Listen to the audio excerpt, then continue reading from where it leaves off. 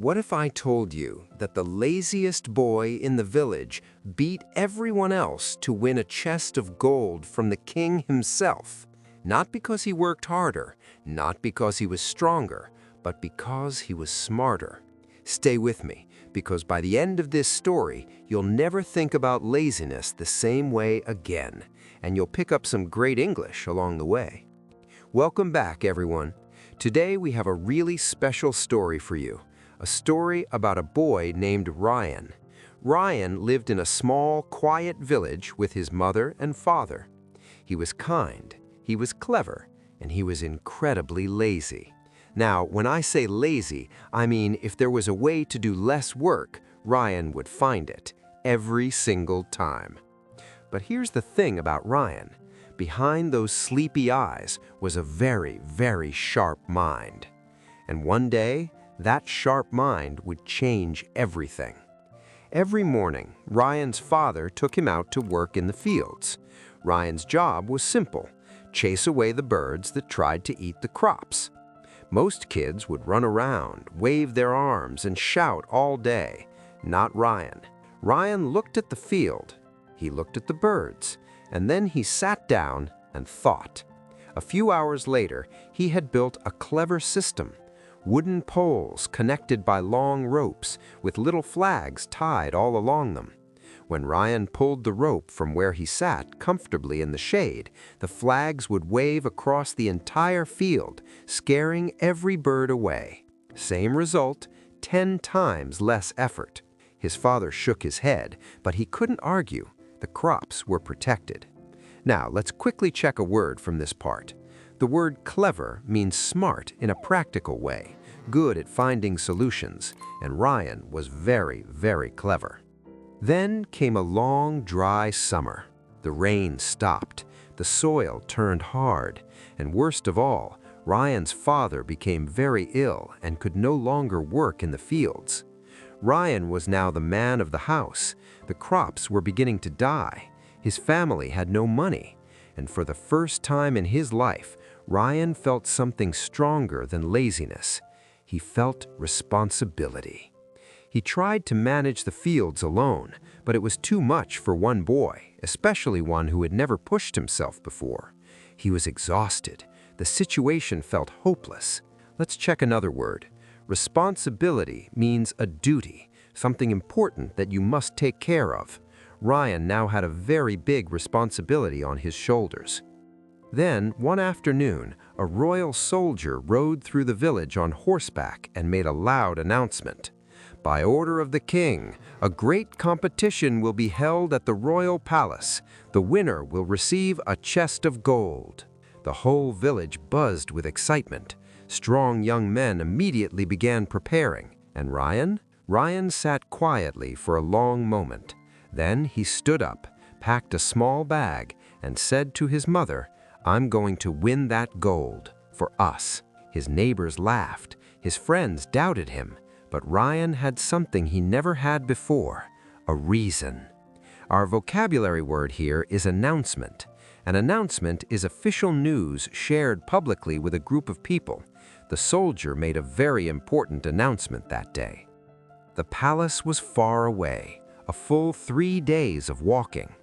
Ryan walked through forests, across hills, and along dusty roads. Every step of the way, he thought about his sick father, his worried mother, and the dying crops back home. By the time the palace came into view, Ryan was tired, but more focused than he had ever been in his entire life. Dozens of contestants had already arrived. Big men, strong men, men who had been training for weeks. Ryan looked at them all calmly. The first challenge was announced. Each contestant must cross the lake by any means necessary. Most contestants jumped straight into the water and began swimming hard, splashing and struggling against the current. Not Ryan. Ryan looked at the field, he looked at the birds, and then he sat down and thought. A few hours later, he had built a clever system. Wooden poles connected by long ropes with little flags tied all along them. When Ryan pulled the rope from where he sat comfortably in the shade, the flags would wave across the entire field, scaring every bird away. Same result, 10 times less effort. His father shook his head, but he couldn't argue. The crops were protected. Now, let's quickly check a word from this part. The word raft is a flat, floating platform used to travel on water. Ryan built his raft from nothing but broken branches and vines. Only the strongest contestants remained for the final round. The king's advisor stepped forward and explained the challenge. Each contestant will receive a large wooden block. You must push it exactly 1 kilometer to the finish line. You may use only one tool. The first to finish wins. The contestants were each handed their blocks and one tool of their choice. Most grabbed large sticks and began pushing with all their strength. The blocks were heavy. The ground was uneven. Men were grunting and groaning after just a few meters. Ryan picked up his block. He picked up his tool, a simple knife, and instead of pushing the block forward, he sat down and started carving. The crowd went silent. The other contestants pushed and struggled. Ryan carved. Slowly, the flat-sided wooden block became something else.